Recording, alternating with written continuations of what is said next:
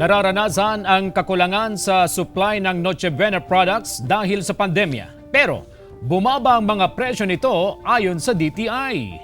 Narito ang report.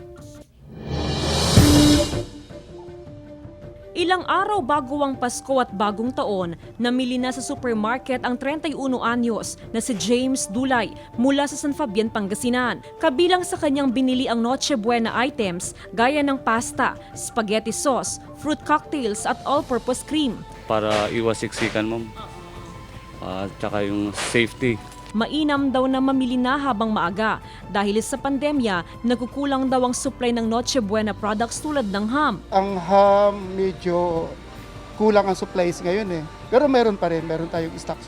Ang problema, yun na na-order ka agad. Siguro dahil pangregalo din nila. Bukod sa supermarket, ramdam din ang kakulangan ng supply maging sa mga pamilihan. Medyo konti ang supply kasi kukunti ang pumapasok. Bali nadidelay sila. Wala namang nakikitang pagtaas sa presyo ng Noche Buena products. Bumaba pa nga raw ang presyo. Sa ngayon talagang naka-price freeze, walang pagbabago yung presyo.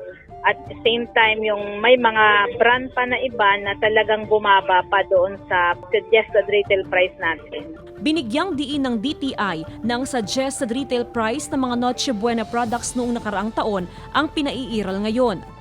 Kasama si Daryl Peralta, Jasmine Gabriel Galban. Balitang Amyanan.